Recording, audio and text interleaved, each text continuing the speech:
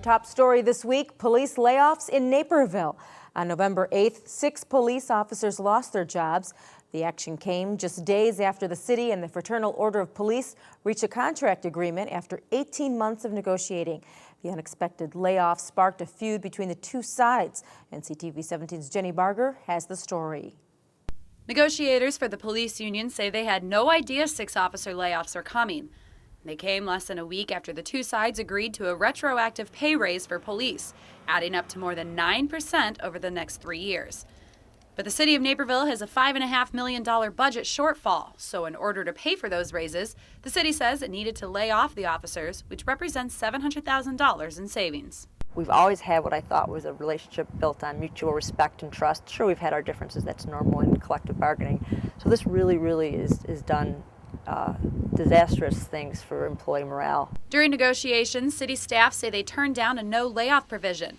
But what's not clear is whether layoffs were even discussed as an option to help the city afford the police pay raises. During the negotiation process, the FOP brought up and requested a no layoff provision. At that time, I rejected that request. And that's sort of a half-truth.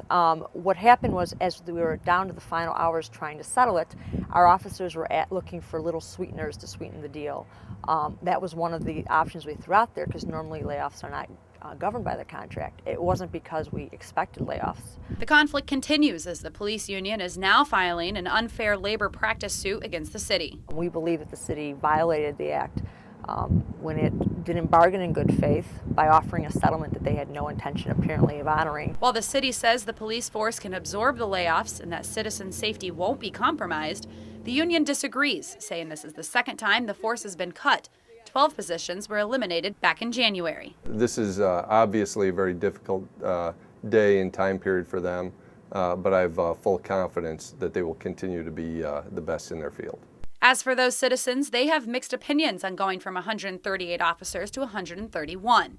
Sometimes you would be riding around, you see 2 or 3 officers pulling over somebody for something as routine as a speeding ticket. I think that while it would be nice to keep those 6 officers, it seems like the rest are still looking for things to do. 6 officers is a lot, so maybe sometime along the road they, could have found some money and maybe cut less than 6. Our local police and fire do a great job, and it's sad that it has to happen, that the revenues aren't there. Eliminated positions include 4 patrol officers, 1 traffic officer, 1 general assignment investigator, and 1 juvenile crimes officer. The losses would reduce each shift from 20 to 19. I'm Jennie Barger for Naperville News 17. City staff says while the police layoffs helped lower the budget deficit by $700,000, they still have a hole to fill and are looking at other city positions and services to cut in the near future.